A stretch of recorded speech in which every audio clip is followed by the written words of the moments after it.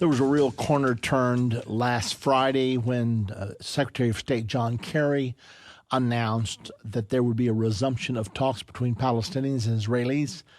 Conflicting reports are still coming in. Some people are saying, no, they haven't ironed everything out yet.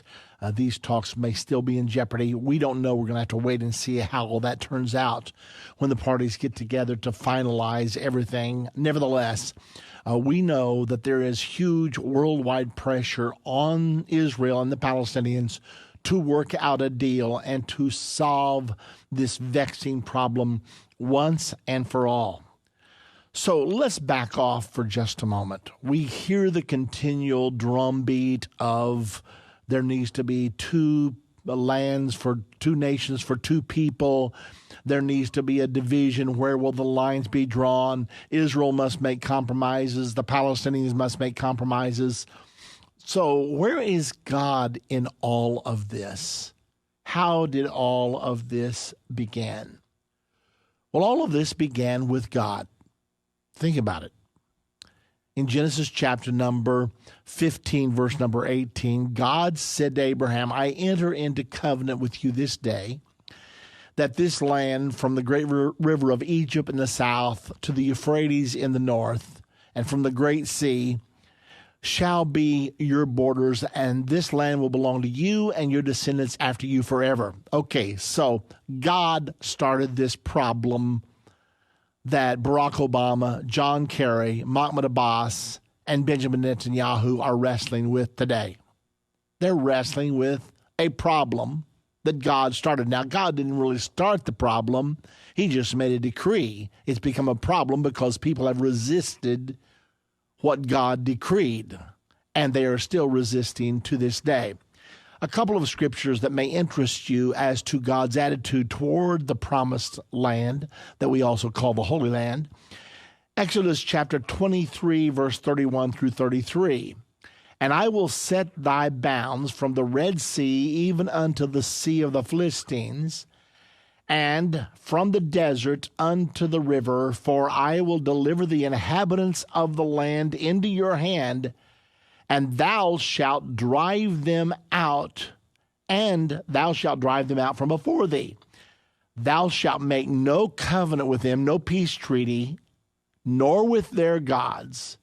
They shall not dwell in thy land, lest they make thee sin against me. For if thou serve their gods, it will surely be a snare unto thee. Okay. Another passage that pertains to the same thing, Judges chapter number 2, verse 1. And an angel of the Lord came up from Gilgal to Bochim and said, I made you to go up out of Egypt, and have brought you into the land which I swear unto your fathers. And I said, I will never break my covenant with you. And ye shall make no league with the inhabitants of the land. There it is again, no peace agreements. Ye shall throw down their altars, but ye have not obeyed my voice. Why have you done this? Wherefore I also said, I will not drive them out from before you, but they shall be as thorns in your sides, and their gods shall be a snare unto you. Okay, so what has actually happened in fact? God brought the children of Israel back to the promised land. May 14 in 1948, the nation was born. Then Nasser decided to pick a war against Israel in 1967. And when the dust cleared, Israel had inhabited most of the promised land, a good percentage of the promised land, all the way to the Jordan River and all the way to the Red Sea. Well, when God promised them that, he said, now when you do this, when I bring you into this, you are not to make peace agreements with them. However, the pressure from the international community and the cowardice of the leaders of Israel has told another story. There were those in Israel at that time that fully understood what God told them to do. Shlomo Goren, there's a plaque to him on the walkway as you go up to the entrance to the Temple Mount. And he was the chaplain of the Israeli Defense Forces that captured the Temple Mount in 1967. Shlomo Goren, on that day when they stood on the Temple Mount for the first time since 70 A.D., he said to General Gurr, who was the commanding general, and he handed him dynamite. Shlomo Goren came prepared. He handed him a bundle of dynamite and said, blow up these heathen shrines. General Gurr said to him, Rabbi, be quiet. Rabbi Shlomo Goren insisted, this is a historic moment. You will go down in history. Blow up these shrines now. Then General Gurr said, Rabbi, if you don't be quiet, I will take you to jail. Shlomo Goren bowed his head and walked away slowly. He believed that the promise of God had just been fulfilled, that he had brought them back into their land. Now notice what the Lord said to do. Ye shall throw down their altars. You're not supposed to leave the Dome of the Rock and the Al-Aqsa Mosque on the Temple Mount. You are to throw down their altars. Now, when I say what I'm saying to you right now, I want to make it very understood. God loves all people the same. God loves Israelis, Palestinians, Americans. He loves all of us the same, but he does not compromise for us. His word is true and his decrees are certain. So when God says, all right, this land belongs to the seed of Abraham, Isaac, and Jacob, that's what he means.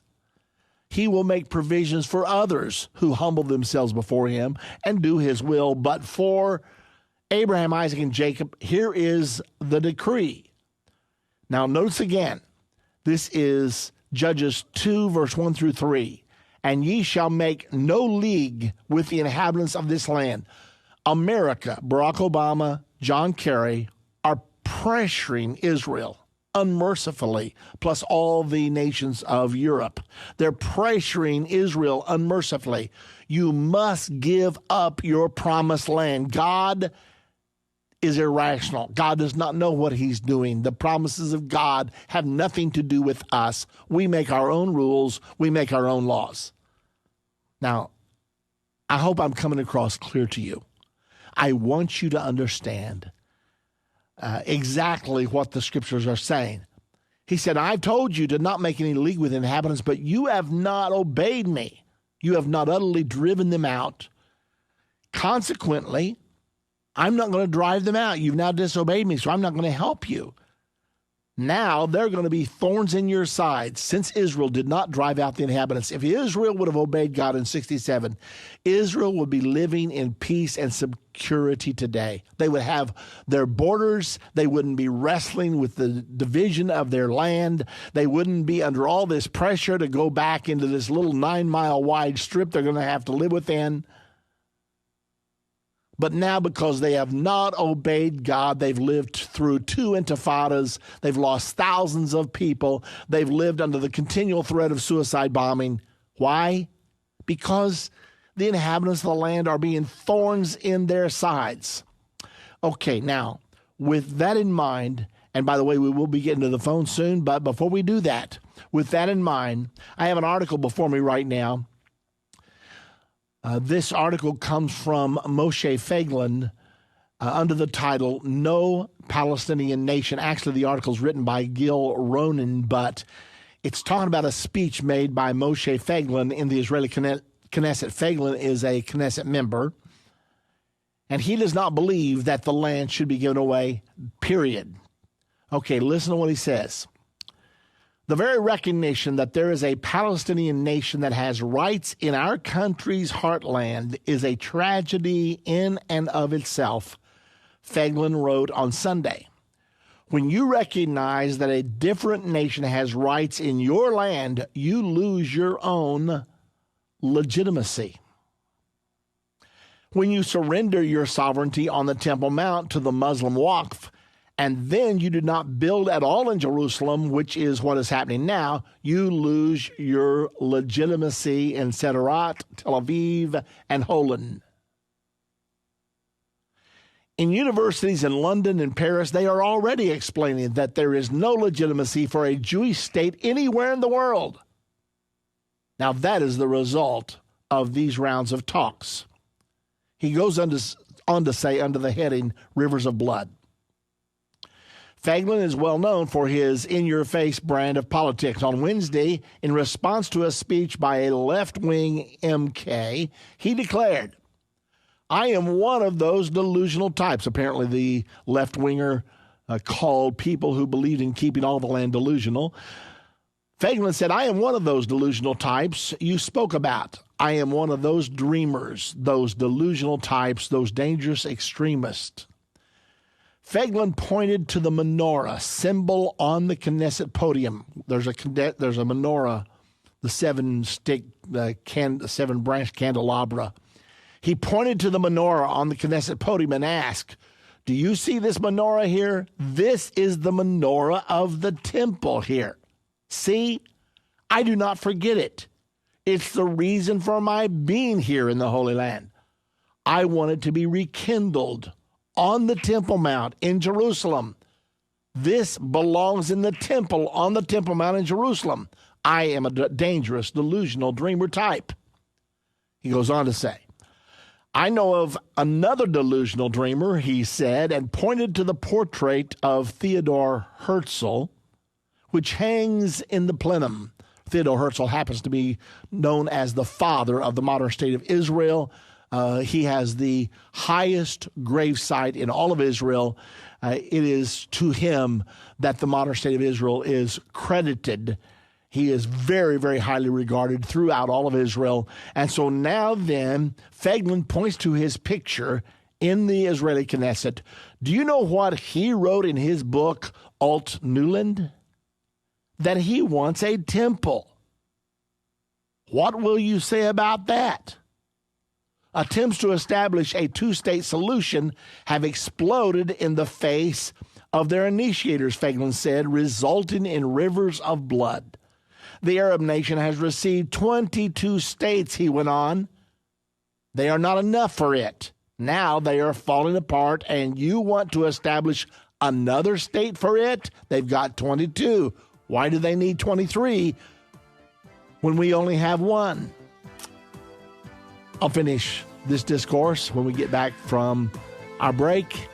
You're listening to Politics Religion. If you'd like to reach us on air, 877 Endtime. If you'd like to reach our operators, 1-800-Endtime.